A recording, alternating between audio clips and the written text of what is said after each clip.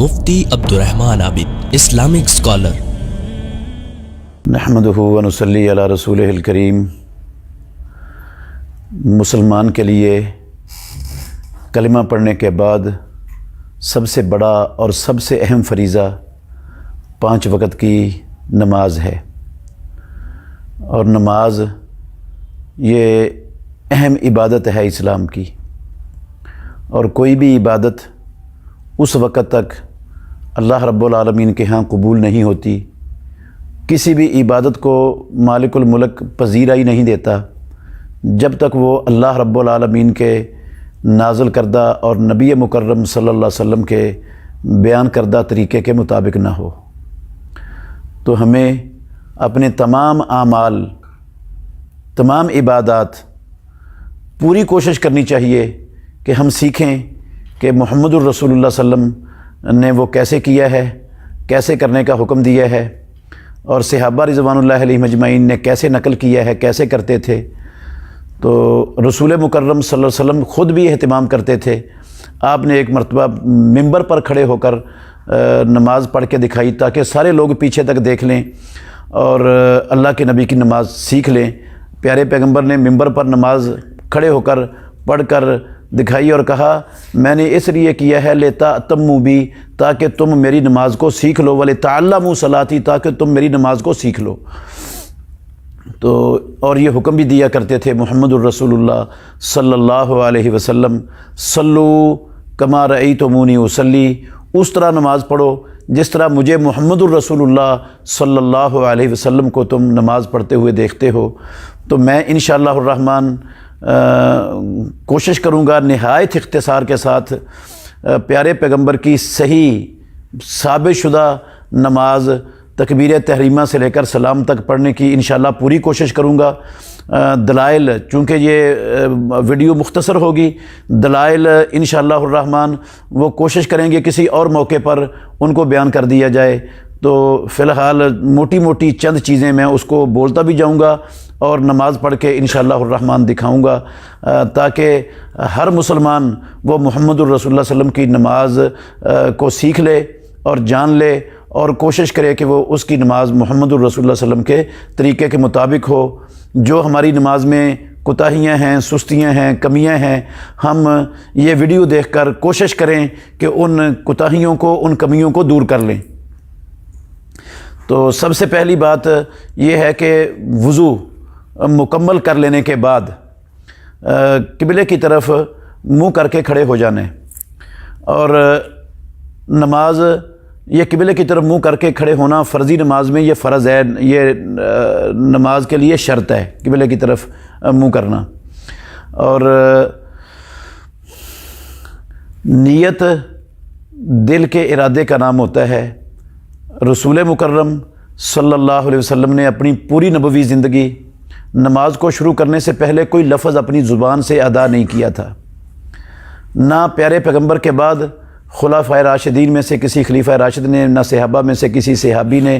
کوئی لفظ ادا نہیں کیا کہ میں نیت کرتا ہوں فلاں نماز کی، ظہر کی، عصر کی، 4 رکعت کی، پیچھے امام کے فلاں فلاں، یہ کوئی چیز اس طرح کا لفظ نہ اللہ کے نبی نے بولا ہے، نہ رسول اللہ صلی اللہ علیہ وسلم نے بولا ہے۔ نیت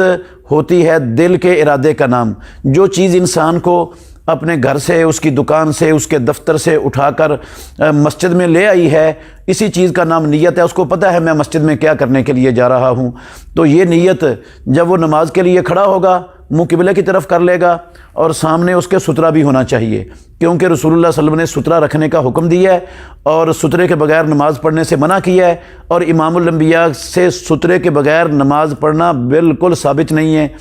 کبھی آپ دیوار کو سترہ بنا لیتے تھے، کبھی آپ ستون کو سترہ بنا لیتے تھے، کبھی آپ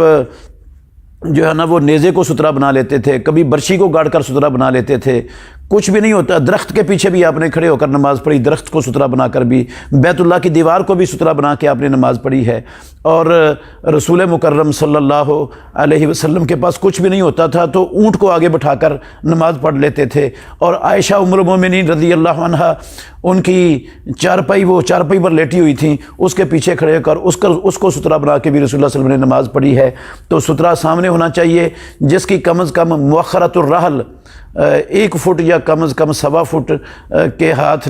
بلند جو ہے نا وہ نیچے سے اس کی اونچائی ہونی چاہیے، وہ بندے کے آگے ہو، اور اس کے یہ آگے رکھنے کا حکم بھی ہے اور منع بھی کیا، اور یہ آگے ہوگا تو کوئی چیز اس کے آگے سے گزرنے سے بندے کی نماز میں خلل نہیں آئے گا، نماز نہیں ٹوٹے گی، نہ شیطان نماز توڑ سکے گا۔ تو اس کے بعد جو ہے نا وہ نیت دل کے ارادے کا نام ہے، تو نماز میں داخل ہونا ہے اللہ اکبر کہہ کر۔ ہمیشہ رسول اللہ صلی اللہ علیہ وسلم اللہ اکبر کہہ کر ہی داخل ہوتے تھے، اور اللہ اکبر کہنے کا آپ نے حکم بھی دیا ہے۔ تو اللہ اکبر کے ساتھ اپنے دونوں ہاتھوں کو رسول مکرم صلی اللہ علیہ وسلم بلند کرتے تھے، کبھی کندھوں کے برابر بلند کرتے تھے، اور کبھی یہ کانوں کی جو لو ہے اس کے برابر بلند کرتے تھے۔ بعض لوگوں کو غلطی لگ گئی، انہوں نے یہ سمجھا کہ کانوں کی لو تک برابر کرنے کا مطلب ہے وہ ایسے کرتے ہیں، یہ کسی حدیث میں نہیں ہے، یہ رسول مکرم صلی اللہ علیہ وسلم کا طریقہ نہیں ہے بالکل سرے سے۔ تو رسول اللہ صلی اللہ علیہ وسلم یا تو آپ کے ہاتھ اس طرح آپ کے کندھوں کے برابر ہوتے تھے، یا تھوڑا سا اونچا اور کانوں کی لو کے برابر ہوتے تھے، اور یہ انگلیاں نہ تو آپ اس طرح کھلی ہوئی ہوتی تھیں اور نہ زبردستی زور سے اس کو ملایا ہوا ہوتا تھا، بس عام جس طرح ہاتھ ہوتا ہے اس طرح رسول اللہ صلی اللہ علیہ وسلم کی عام حالت میں انگلیاں بالکل سیدھی اور ہتھیلیاں قبلے کی طرف، اور یہ کندھوں کے برابر یا کانوں کے لو کے برابر ہوتے تھے۔ اور رسول اللہ صلی اللہ علیہ وسلم اللہ نماز کو شروع کرتے وقت کبھی ایسا کرتے تھے کہ پہلے کہہ دیتے اللہ اکبر اور پھر ایسے رفع الیدین کر کے ہاتھ باندھ لیتے، اور کبھی آپ کہتے اللہ اکبر ساتھ ہی ہاتھ اٹھاتے اور ساتھ ہی اللہ اکبر کہتے، اور کبھی ایسے کر کے ایسے کر لیتے اور پھر کہتے اللہ اکبر۔ یہ تینوں طریقے رسول مکرم صلی اللہ علیہ وسلم کے رفع یدین کرتے ہوئے اللہ اکبر کہنے کے یہ صحیح احادیث کے اندر موجود ہیں، مسلم میں، نسائی میں، ابو داود کے اندر۔ تو پھر رسول اللہ صلی اللہ علیہ وسلم اپنے ہاتھوں کو، اپنے دائیں ہاتھ کو، دائیں گھٹ کو اور دائیں کلائی کو بائیں ہاتھ، بائیں گھٹ اور بائیں کلائی پر رکھتے، اور حدیث ہے وائل بن حجر رضی اللہ عنہ کی کہ آپ ان کو دونوں ہاتھوں کو پھر سینے پر رکھ لیتے تھے۔ ناف پر یا ناف کے نیچے ہاتھ باندھنا یہ دنیا میں حدیث کے ذخیرے میں کسی ایک بھی صحیح حدیث سے ثابت نہیں ہے۔ ایک طریقہ رسول اللہ صلی اللہ علیہ وسلم کا بعض صحیح حدیث میں ہاتھ باندھنے کا یہ بھی آیا ہے کہ آپ، یہ ایک طریقہ تو میں نے بتایا نا کہ اپنا دایاں ہاتھ، دایاں گھٹ اور دائیں کلائی، بائیں ہاتھ، بائیں گھٹ اور بائیں کلائی کے اوپر رکھتے تھے۔ اور ایک طریقہ آیا ہے آپ دائیں ہاتھ سے اپنے بائیں ہاتھ کو پکڑ لیتے تھے، اس طرح پکڑ لیتے تھے۔ یہ طریقہ بھی سنن نسائی میں اور دوسری کتابوں کے اندر صحیح حدیث سے ثابت ہے، اس طرح پکڑ لیتے تھے۔ بعض لوگوں نے ان دونوں حدیثوں کو تطبیق دینے کی کوشش کی ہے جو درست نہیں ہے۔ وہ کہتے ہیں کہ اس طرح ہاتھ رکھے اپنے اور 3 انگلیوں کو سیدھا کر لے اپنی بائیں بازو پر، اور چھوٹی انگلی کو اور انگوٹھے کو ہلکا بنا کے وہ پکڑ لے، یہ تکلف ہے۔ یہ نہ تو ایسا کرنے کا رسول اللہ صلی اللہ علیہ وسلم نے حکم دیا، نہ پیارے پیغمبر نے ایسا کیا، نہ صحابہ رضوان اللہ علیہم اجمعین میں سے کسی صحابی نے ایسا کیا ہے۔ یہ خام خواہ لوگوں نے اپنے پاس سے بنا لیا ہے، اس کی کوئی دلیل پیارے پیغمبر کی سنت اور حدیث میں نہیں ہے کہ ایسے ہاتھ رکھنے یہ ضروری ہیں، یہ اپنے پاس سے بنایا ہوا اپنا خیال ہے لوگوں کا۔ تو ہاتھ باندھنے کے بعد، اور یہ حکم ہے، رسول اللہ صلی اللہ علیہ وسلم کہتے ہیں ہم انبیاء کی جماعت ہیں، ہمیں ہاتھ باندھنے کا حکم دیا ہے۔ ہاتھ چھوڑ کر نماز پڑھنا رسول مکرم صلی اللہ علیہ وسلم سے بالکل قطعاً ثابت نہیں ہے۔ کوئی ایک حدیث بھی مرفوع ثابت نہیں ہے کہ اللہ کے نبی نے زندگی میں ایک نماز کی ایک رکعت بھی ہاتھ چھوڑ کر پڑھی ہو۔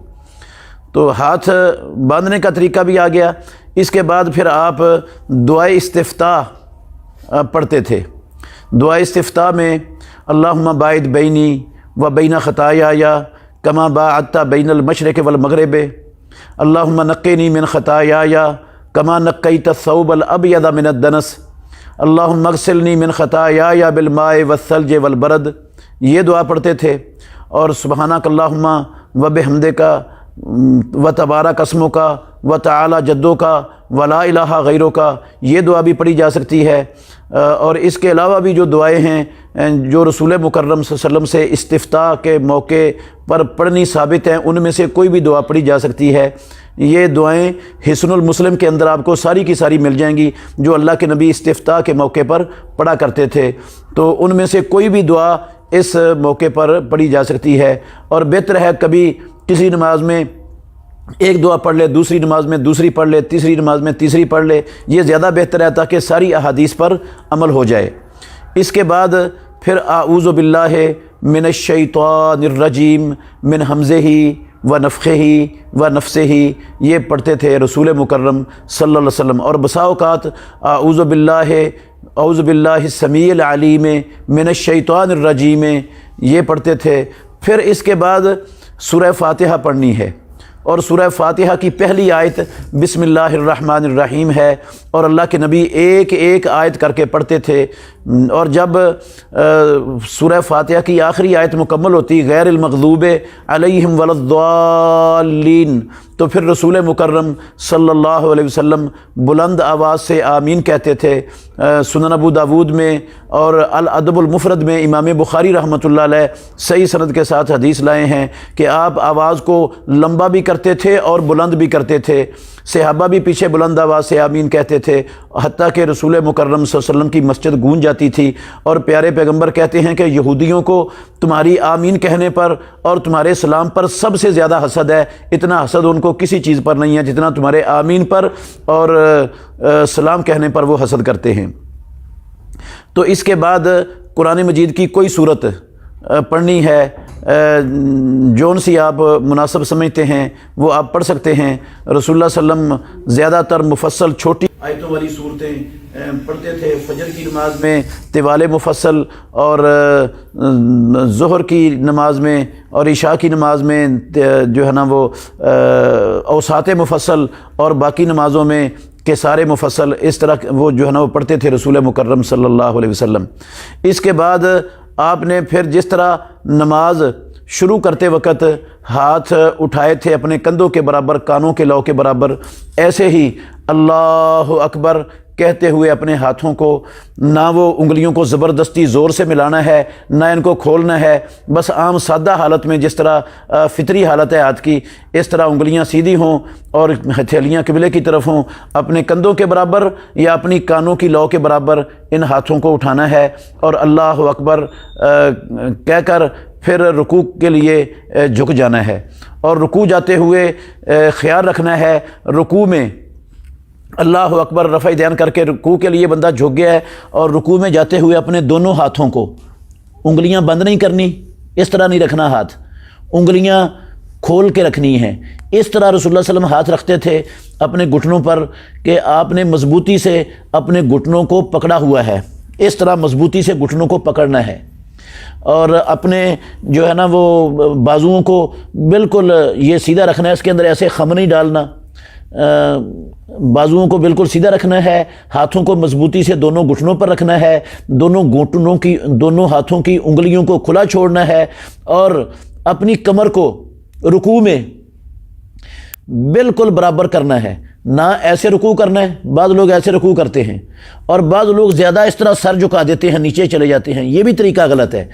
بالکل سر بھی اور کمر بھی برابر ہو۔ رسول مکرم صلی اللہ علیہ وسلم کی کمر پر اگر پیالہ پانی کا رکھ دیا جاتا تو وہ نہیں گرتا تھا، اس طرح رسول اللہ صلی اللہ علیہ وسلم رکوع کرتے تھے، اور اللہ کے نبی نے اس طرح رکوع کرنے کا حکم دیا ہے، اور آپ نے فرمایا ہے کہ اس بندے کی نماز ہی پوری نہیں ہوتی جو رکوع میں اپنی نماز کو سیدھا نہیں، اپنی کمر کو سیدھا نہیں کرتا۔ بلکہ یہ بھی ایک حدیث میں آیا ہے رسول اللہ صلی اللہ علیہ وسلم نے ایک بندے کو نماز پڑھتے ہوئے دیکھا جو رکوع میں اپنی کمر کو سیدھا نہیں کرتا تھا، صحیح رکوع نہیں کرتا تھا، تو آپ نے اس کو دیکھ کر کہا اگر یہ بندہ اسی حالت میں فوت ہو گیا تو یہ محمد الرسول اللہ صلی اللہ علیہ وسلم کی ملت کے علاوہ کسی اور ملت پر فوت ہوگا۔ تو یہ رکوع کرنے کی کیفیت ہے، نہ سر کو جھکانا ہے، نہ سر کو کمر سے اونچا کرنا ہے، نہ آگے سے ایسا کرنا ہے اور نہ ہی ایسے کرنا ہے، بالکل کمر اور سر جو ہے نا یہ برابر ہونے چاہیے، ہاتھ مضبوطی سے گھٹنوں پر ہونے چاہیے، ہاتھوں کی انگلیاں کھلی ہوئی ہونی چاہیے، اور بازو بالکل ہاتھوں کے ساتھ کسے ہوئے ہونے چاہیے، اور پھر رکوع کی جو دعائیں ہیں ان میں سے سبحان ربی العظیم پڑھ لیں، سبحانک اللہم ربنا و بحمدک اللہم اغفر لی وہ پڑھ لیں، یا پھر جو ہے نا سبحان ذی الجبروت والملکوت والکبریاء والعظمت یہ پڑھ لیں، سبوح قدوس رب الملائکۃ والروح یہ پڑھ لیں۔ جو دعائیں بھی رکوع میں ثابت ہیں ان میں سے کوئی ایک دعا ایک رکوع کے اندر آپ اختیار کریں گے اور اس کو طاق مرتبہ پڑھیں گے تو زیادہ بہتر ہے۔ اگر آپ نے زیادہ لمبا رکوع کرنا ہے اور طاق مرتبہ سے زیادہ آپ پڑھنا چاہتے ہیں، گنتی نہیں رکھ سکتے تو کوئی مسئلہ نہیں ہے، زیادہ بھی پڑھا جا سکتا ہے۔ رسول مکرم صلی اللہ علیہ وسلم سے ایک رکوع میں ایک دعا سے زیادہ دعاؤں کو جمع کر کے پڑھنا یہ ثابت نہیں ہے۔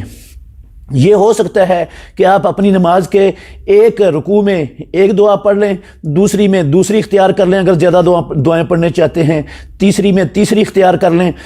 لیکن ایک رکوع کے اندر رسول اللہ صلی اللہ علیہ وسلم سے ایک دعا سے زیادہ دعاؤں کو جمع کر کے پڑھنا یہ کسی صحیح حدیث کے اندر ثابت نہیں ہے۔ اور رکوع میں قرآنی دعائیں بھی نہیں پڑھنی، رسول اللہ صلی اللہ علیہ وسلم نے رکوع میں اور سجدے میں قرآنی دعاؤں پڑھنے سے منع کیا ہے، روکا ہے۔ اس کے بعد 3 مرتبہ پڑھیں سبحان ربی العظیم، یا کوئی بھی دعا جو آپ نے پڑھی ہے وہ پڑھ کر پھر سمع اللہ لمن حمدہ کہتے ہوئے اسی طرح جس طرح نماز کے شروع کرتے وقت اور رکوع جاتے وقت ہاتھ اٹھائے تھے، نہ انگلیوں کو زبردستی زور سے جوڑنا ہے نہ انگلیوں کو کھولنا ہے، بلکہ ان کی فطری حالت پر انگلیاں سیدھی ہوں، ہتھیلیاں قبلے کی طرف ہوں، اپنے کندھوں کے برابر تک دونوں ہاتھوں کو اٹھانا ہے یا اپنے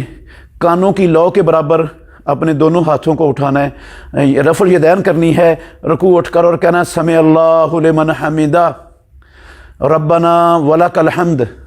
حمدا کثیرا طیبا مبارکا فی۔ اور اگر آپ یہ بھی پڑھنا چاہیں تو پڑھ سکتے ہیں ملء السماوات و ملء الارض و ملء ما بینہما و ملء ما شئت من شیء بعد اہل الثناء والمجد احق ما قال العبد وکلنا لک عبد اللہم لا مانع لما اعطیت ولا معطی لما منعت ولا ينفع ذا الجد منک الجد۔ یہ پڑھنا بھی رسول مکرم صلی اللہ علیہ وسلم سے ثابت ہے۔ اور مقتدی جب امام سمع اللہ لمن حمدہ کہے گا، راجح قول یہی ہے کہ مقتدی نے بھی ساتھ سمع اللہ لمن حمدہ کہنا ہے، اور امام سمع اللہ بھی پڑھے گا، ربنا ولک الحمد بھی پڑھے گا، حمدن کثیرن طیبا مبارکن بھی پڑھے گا، یہ سارا کچھ مقتدی بھی پڑھے گا، کیونکہ رسول مکرم صلی اللہ علیہ وسلم کا یہی حکم ہے کہ صلو کما رأیتمونی اصلی۔ جب اللہ کے نبی نے یہ پڑھا ہے تو پیچھے والوں نے بھی سب نے یہی پڑھنا ہے۔ بعض لوگوں کو غلطی لگ گئی، وہ یہ سمجھ بیٹھے ہیں کہ جب امام سمع اللہ لمن حمدہ کہے گا تو پھر مقتدی نے ربنا ولک الحمد ہی کہنا ہے، سمع اللہ لمن حمدہ نہیں کہنا۔ غلطی اس وجہ سے لگی کہ حدیث میں آیا ہے جب رسول اللہ صلی اللہ علیہ وسلم نے فرمایا جب امام سمع اللہ لمن حمدہ کہے تو تم ربنا ولک الحمد کہو، تو انہوں نے اس سے یہ سمجھ لیا کہ سمع اللہ لمن حمدہ مقتدی نے نہیں کہنا، صرف ربنا ولک الحمد کہنا ہے، حالانکہ رسول اللہ صلی اللہ علیہ وسلم کے اس فرمان کے کسی لفظ کا معنی نہیں ہے کہ مقتدی نے سمع اللہ لمن حمدہ نہیں کہنا۔ جس طرح یہ نہیں ہے نا کہ سمع اللہ لمن حمدہ نہیں کہنا، اس طرح وہاں یہ بھی نہیں ہے کہ امام ربنا ولک الحمد نہیں کہہ سکتا، کیونکہ اس حدیث میں تو لفظ اتنے ہی آئے ہیں کہ امام سمع اللہ لمن حمدہ کہے، تو کیا اس کا مطلب ہو سکتا ہے کہ امام نے ربنا ولک الحمد نہیں کہنا اور حمدن کثیرن نہیں کہنا؟ جس طرح اس کا مطلب یہ نہیں ہے، اس طرح جو ہے نا ماموم ربنا ولک الحمد کہے، اس کا مطلب یہ نہیں کہ وہ سمع اللہ نہ کہے، سمع اللہ بھی کہے گا، ربنا ولک الحمد بھی کہے گا، بعد والی دعا بھی پڑھے گا۔ اس کے بعد اللہ اکبر کہتے ہوئے سجدے کے لیے جھکنا ہے، اور سجدے میں جاتے ہوئے سب سے پہلے زمین پر اپنے ہاتھوں کو لگانا ہے، اس طرح۔ یہ رسول اللہ صلی اللہ علیہ وسلم نے فرمایا کہ اذا سجد احدکم فلیضع یدیہ قبل رکبتیہ، جب تم میں سے کوئی بندہ سجدہ کرے تو وہ اپنے ہاتھوں کو اپنے گھٹنوں سے پہلے رکھے،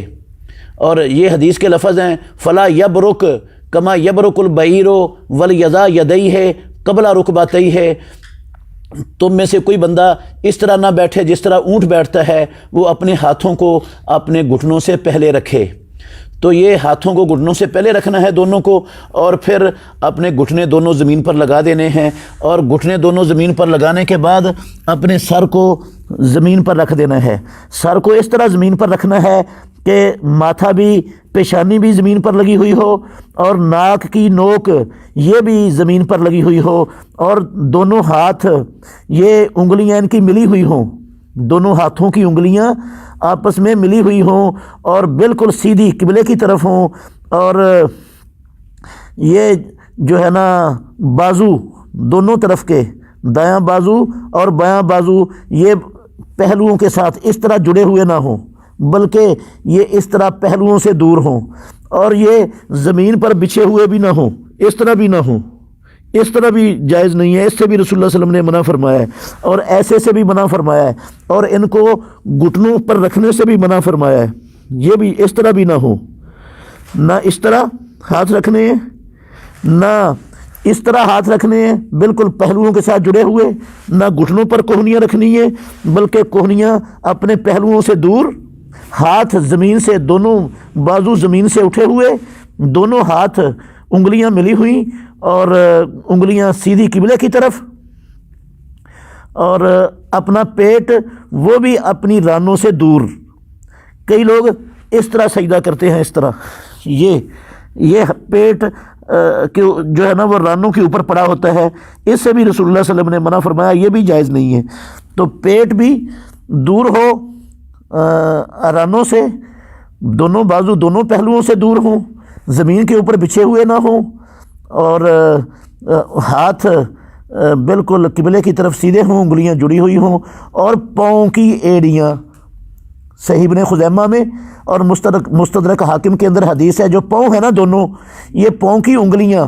دونوں انگلیاں یہ دیکھیں، دونوں انگلیاں یہ قبلے کی طرف ہیں، اور پاؤں کا آگے والا پب، آگے والا حصہ وہ زمین پر گڑا ہوا ہے، یہ انگلیاں قبلے کی طرف ہیں۔ کئی لوگ ایسے کرتے ہیں، ایسے، یہ غلط ہے، کئی ایسے کر لیتے ہیں، یہ بھی غلط ہے۔ پاؤں کی انگلیاں بالکل قبلے کی طرف آگے کو سجدے میں، اور پاؤں کا پب یہ زمین پہ گڑا ہوا ہو، اور بالکل ایڑیاں دونوں پاؤں کی پیچھے سے ملی ہوئی ہوں۔ امام الانبیاء محمد الرسول اللہ صلی اللہ علیہ وسلم نے اس طرح سجدہ کرنے کا حکم دیا ہے، یہ ہے امام الانبیاء کا سجدہ۔ اس کے بعد سجدے میں جو دعائیں ہیں، سبحان ربی الاعلیٰ، سبحان ربی الاعلیٰ، سبحان ربی الاعلیٰ، یا سبحانک اللہم ربنا و بحمدک اللہم اغفر لی، یا دوسری کوئی بھی دعائیں، جس طرح رکوع میں جو دعائیں پڑھی جا سکتی ہیں، سجدے میں بھی جو دعائیں ثابت ہیں، ان میں سے کوئی ایک دعا سجدے میں اختیار کر لینی چاہیے۔ وہ 3 مرتبہ پڑھ لیں، 5 مرتبہ پڑھ لیں، 7 مرتبہ پڑھ لیں، لمبا کرنا چاہتے ہیں، گنتی آپ کے لیے ممکن نہیں ہے تو آپ جتنی مرتبہ مرضی اس کو پڑھ لیں، تو دعا ایک ہی پڑھنی ہے۔ سجدے میں بھی قرآنی دعا کو اختیار نہیں کرنا، صرف مسنون دعاؤں میں سے کوئی ایک دعا اختیار کریں، اور زیادہ جتنی تعداد میں پڑھنا پڑھیں، ایک سجدے میں ایک دعا پڑھ لیں، دوسرے میں دوسرے پڑھ لیں، تیسرے سجدے میں تیسری پڑھ لیں، اس طرح آپ کر سکتے ہیں اگر زیادہ دعائیں پڑھنا چاہتے ہیں۔ لیکن ایک سجدے میں ایک سے زیادہ دعائیں محمد الرسول اللہ صلی اللہ علیہ وسلم سے جمع کرنا کسی ایک حدیث میں بھی ثابت نہیں ہے۔ تو اس طرح سجدہ کرتے ہوئے کئی لوگ سجدہ کرتے ہیں، ناک زمین پر لگتا ہی نہیں، سجدہ نہیں ہوتا، وہ ناک انہوں نے اوپر اٹھایا ہوا ہوتا ہے، اس طرح سجدہ نہیں ہوتا۔ ماتھا بھی لگا ہوا ہو، ناک بھی لگا ہوا ہو،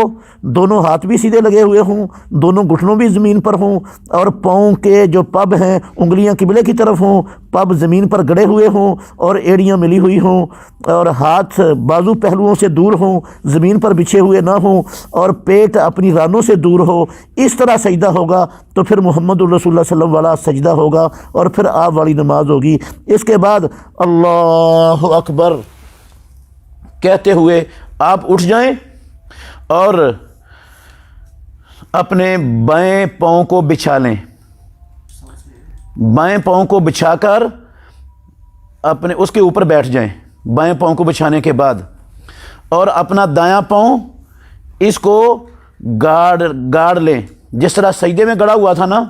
دائیں پاؤں کی انگلیاں یہ دیکھیں ادھر، دائیں پاؤں کی انگلیاں یہ قبلے کی طرف ہیں، اور دایاں پاؤں زمین پر گڑا ہوا ہے، اور بائیں پاؤں کو بچھا کر میں بائیں پاؤں کے اوپر بیٹھ گیا ہوں۔ رسول مکرم صلی اللہ علیہ وسلم نے اس طرح سجدے میں بیٹھتے تھے اور اپنے دونوں ہاتھوں کو اپنی رانوں پر یا گھٹنوں پر رکھ لیتے تھے اور دعا پڑھتے تھے، رب اغفر لی، رب اغفر لی، رب اغفر لی۔ یہ بھی آپ 3 مرتبہ، 2 مرتبہ، 5 مرتبہ، 7 مرتبہ، جتنی اللہ توفیق دے اتنی مرتبہ یہ دعا بھی 2 سجدوں کے درمیان پڑھ سکتے ہیں۔ سجدے سے اٹھنے کے بعد فوری طور پر دوسرے سجدے کے لیے نہیں جھکنا، بلکہ سجدے سے اٹھنے کے بعد اطمینان سے اور تسلی سے بیٹھ جانا ہے، اس طرح جس طرح میں نے ابھی اس کی وضاحت کی ہے۔ اس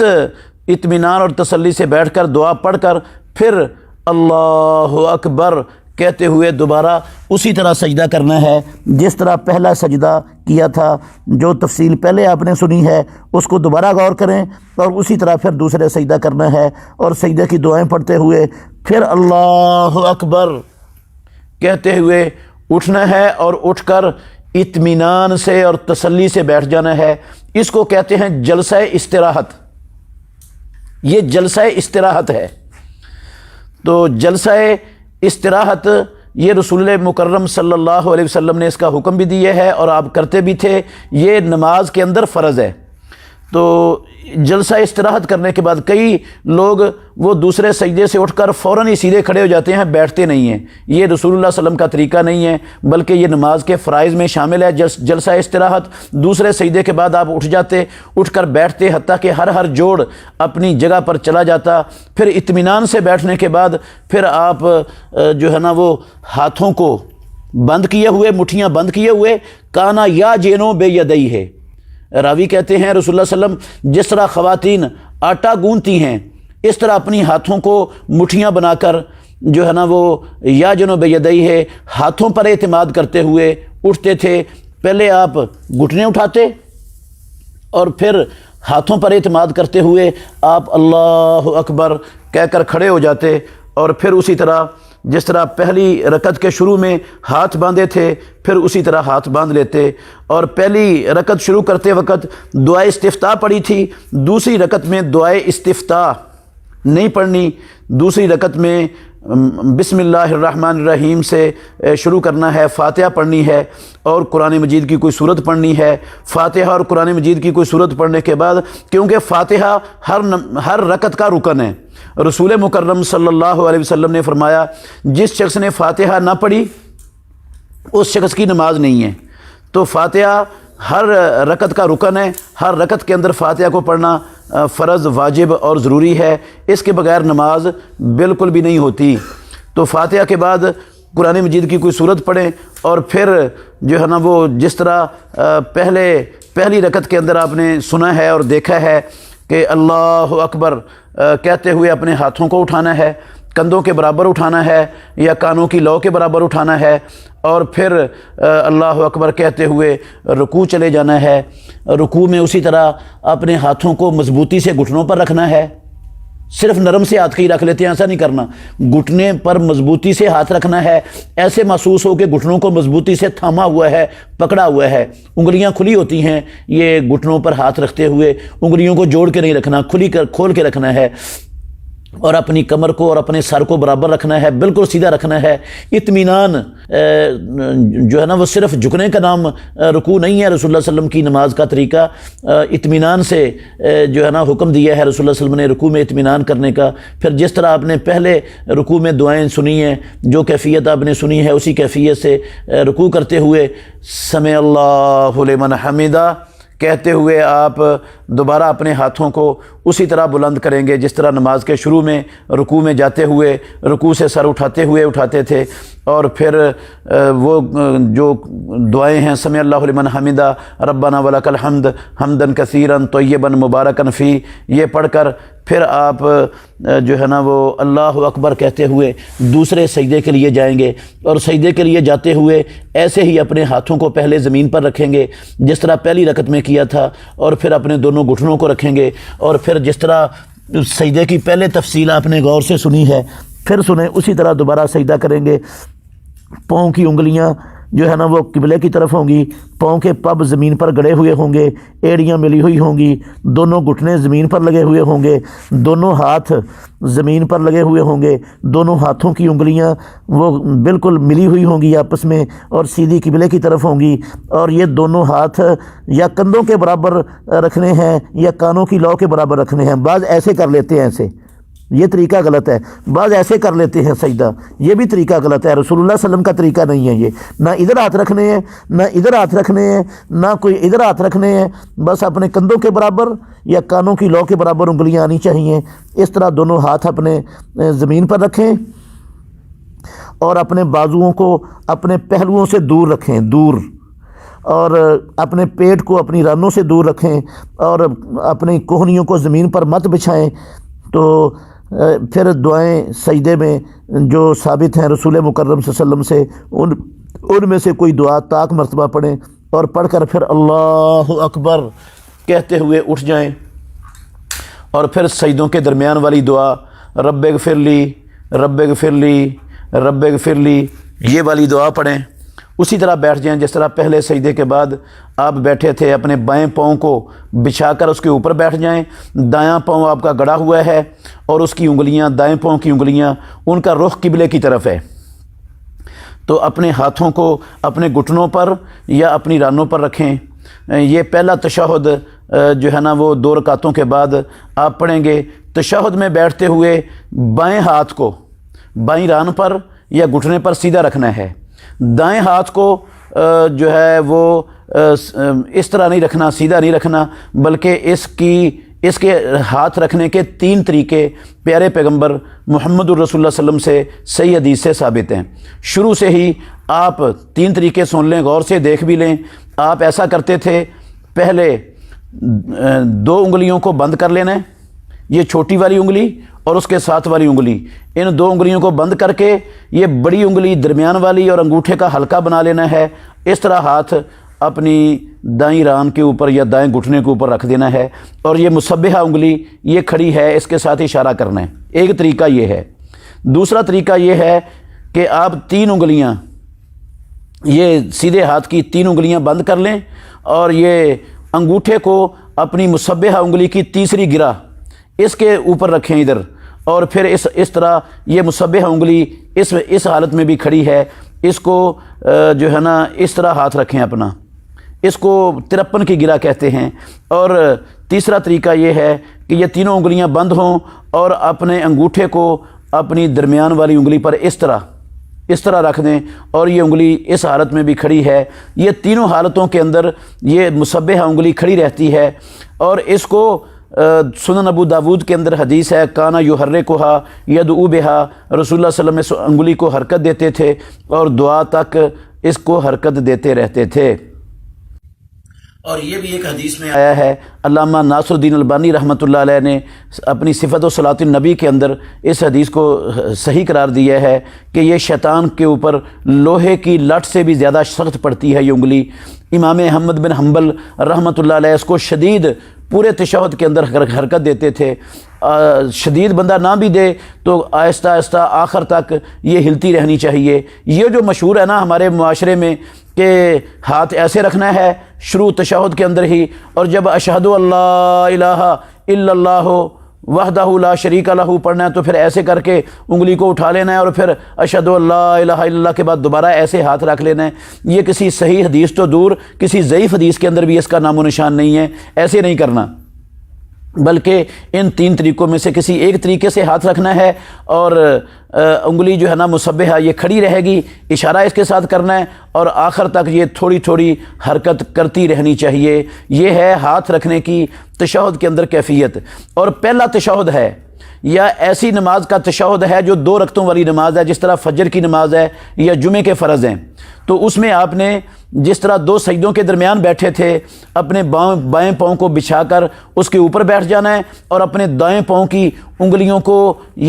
کو قبلے کی طرف کر لینا ہے، اور اس کے پب کو زمین پر اچھی طرح گاڑ لینا ہے۔ اس طرح بیٹھ جانا ہے پہلے تشہد میں بھی، اور ایسی نماز کے تشہد میں بھی جس نماز کی 2 رکعتیں ہیں،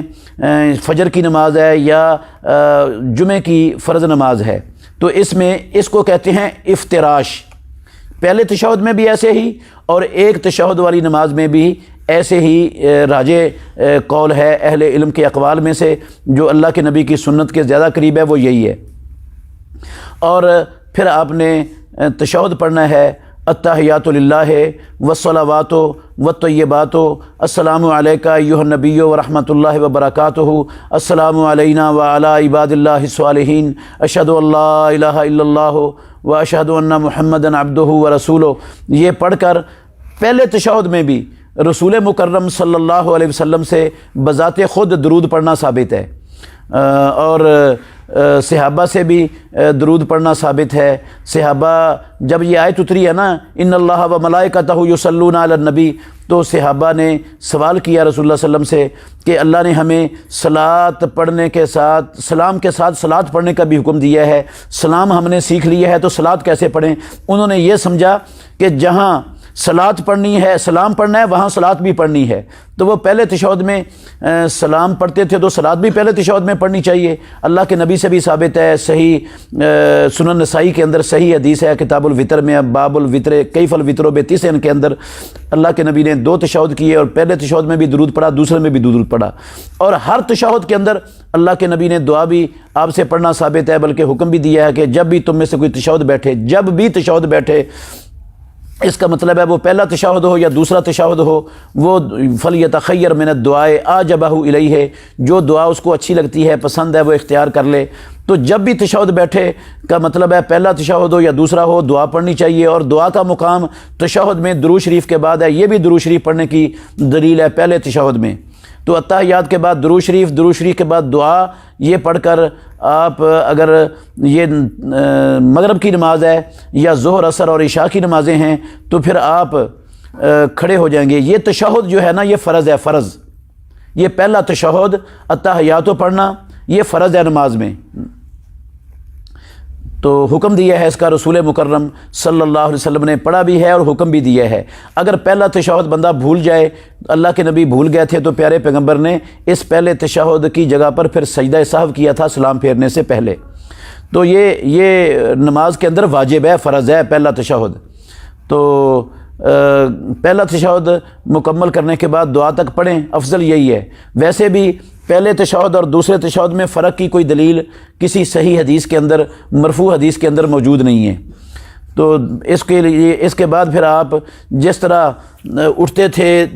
پہلے دوسرے سجدے کے بعد ہاتھوں کو اس طرح رکھنا ہے جس طرح مٹھیاں بند کر کے اور آٹا گونتی ہیں خواتین مٹھیاں بند کر کے، اس طرح اللہ اکبر کہتے ہوئے ہاتھوں پر اعتماد کر کے آپ اٹھیں گے، اور پھر کھڑے ہو کر اللہ اکبر کہتے ہوئے رفع الیدین کر کے دوبارہ پھر ہاتھ باندھ لیں گے۔ پھر تیسری رکعت میں سورہ فاتحہ، اور کبھی کبھی سورہ فاتحہ پر اکتفا کر لیتے تھے، اور اکثر اوقات رسول اللہ صلی اللہ علیہ وسلم فاتحہ کے بعد کوئی صورت ملا لیتے تھے ساتھ، تیسری رکعت میں بھی اور چوتھی رکعت میں بھی۔ سنن ابو داود کے اندر حدیث ہے چاروں رکعتوں میں، ظہر کی بھی عصر کی بھی، رسول اللہ صلی اللہ علیہ وسلم اکثر طور پر فاتحہ کے بعد کوئی صورت ملایا کرتے تھے، اور کبھی کبھی پچھلی 2 رکعتوں میں صرف سورہ فاتحہ پر اکتفا کر لیتے تھے۔ اس کے بعد پھر آپ آخری تشہد جو بیٹھتے تھے اپنے بائیں پاؤں کو اپنی دائیں ٹانگ کے نیچے سے جو ہے نا وہ نکال لیتے اور اپنے سرین پر بیٹھ جاتے، اپنے سرین پر بیٹھ جاتے، اور اپنا دایاں پاؤں جس طرح سجدے میں ہوتا تھا، جس طرح پہلے تشہد میں گڑا ہوا ہوتا تھا، انگلیاں اس کی قبلے کی طرف ہوتی تھیں، اس طرح گاڑ لیتے، اور بائیں پاؤں کو دائیں ٹانگ کے نیچے سے اس طرح نکال کر جو ہے نا وہ اپنی سرین پر بیٹھ جاتے، اور جس طرح پہلے تشہد میں آپ بایاں ہاتھ گھٹنے پر یا بایاں ہاتھ ران پر رکھتے تھے، تو اسی طرح دایاں ہاتھ بھی جس طرح پہلے تشہد میں آپ نے سنا ہے کہ 3 کیفیتیں ہیں، ان 3 کیفیتوں میں سے کسی ایک کیفیت سے رکھ لیتے، اور انگلی آخر تک تھوڑی تھوڑی حرکت کرتی رہتی، اور رسول مکرم صلی اللہ علیہ وآلہ وسلم اتحیات پڑھتے، درود شریف پڑھتے، اور اس تشہد میں ایک دعا پڑھنا، اس کا حکم دیا ہے رسول اللہ صلی اللہ علیہ وسلم نے کہ جب تم میں سے کوئی بندہ آخری تشہد میں ہو فلیتعوذ باللہ من اربعین، وہ 4 چیزوں سے اللہ کی پناہ مانگے۔ تو 4 چیزوں میں سے اللہ کی پناہ مانگنے والی دعا یہ ہے، اللہم انی اعوذ بک من عذاب القبر و اعوذ بک من عذاب جہنم و اعوذ بک من فتنۃ المسیح الدجال و اعوذ بک من فتنۃ المحیا والممات اللہم انی اعوذ بک من المأثم والمغرم۔ یہ دعا پڑھنی لازم ہے، ایک دعا تو پڑھنی ضروری ہے۔ پہلے اتحیات پڑھیں، پھر درود شریف پڑھیں، اللہم صلی علی محمد وعلی آل محمد کما صلیت علی ابراہیم وعلی آل ابراہیم انک حمید مجید، اللہم بارک علی محمد وعلی آل محمد کما بارکت علی ابراہیم وعلی آل ابراہیم انک حمید مجید۔ پھر یہ دعا اللہم انی اعوذ بک من عذاب القبر۔ اس کے بعد آپ جون سی دعائیں چاہیں، جتنی بھی دعائیں پڑھنی چاہیں، قرآنی دعائیں پڑھنا چاہیں، غیر قرآنی دعائیں پڑھنی چاہیں، اس جگہ پر آپ دعائیں پڑھ سکتے ہیں۔ ایک دعا کو بھی بار بار پڑھ سکتے ہیں، زیادہ دعائیں بھی جمع کر سکتے ہیں، کیونکہ پیارے پیغمبر محمد الرسول اللہ صلی اللہ علیہ وسلم نے فرمایا ہے کہ فَلْيَتَخَيَّرْ مِنَ الدُّعَاءِ آجَبَہُ الیہ۔ اس موقع پر جتنی بھی جون سی بھی دعائیں اس کو پسند ہیں وہ ساری کی ساری پڑھ سکتا ہے، جتنا لمبا اس کو مرضی تشہد کو کر لے۔ اور پھر جب سلام پھیرنا ہے تو اپنے السلام علیکم ورحمۃ اللہ وبرکاتہ کہتے ہوئے اس طرح پورا چہرہ اپنی دائیں طرف پھیرنا ہے، اس طرح دائیں کندھے کی طرف، اور بائیں طرف السلام علیکم ورحمۃ اللہ۔ اگر آپ صرف السلام علیکم ورحمۃ اللہ، السلام علیکم ورحمۃ اللہ یہ کہیں تو یہ بھی ٹھیک ہے۔ تو اس کے ساتھ آپ کی نماز انشاءاللہ مکمل ہو جائے گی اللہ کے نبی محمد الرسول اللہ صلی اللہ علیہ وسلم کے طریقے کے مطابق، اور انشاءاللہ الرحمن اللہ سے امید ہے اللہ ایسی نماز کو اپنی بارگاہ میں پذیرائی اور قبولیت سے نوازے گا، اور یہ نماز انشاءاللہ ہمیں جنت میں داخل کرنے کا باعث بھی بنے گی، جہنم سے بچانے کا باعث بھی بنے گی، دنیا کی برائیوں اور منکرات سے بچانے کا باعث بھی بنے گی جب ہم نبی مکرم صلی اللہ علیہ وسلم کے طریقے کے عین مطابق نماز پڑھیں گے۔ تو اللہ تعالی ہم سب مسلمانوں کو اپنے نبی کے طریقے پر چلنے کی اور ہر چیز میں محمد الرسول اللہ صلی اللہ علیہ وسلم کی سیرت کو اور آپ کے طریقے کو اپنانے کی توفیق عطا فرمائے، اور ہمیں اختلافات سے اور نبی کا طریقہ چھوڑ کر کسی اور طریقے کی طرف جانے سے اللہ رب العالمین ساری امت مسلمہ کو محفوظ رکھے۔ وآخر دعوانا ان الحمدللہ رب العالمین۔ بہترین صدقہ جاریہ حاصل کرنے کے لیے اس ویڈیو کو لائک، کمنٹ اور شیئر کرنا مت بھولیں۔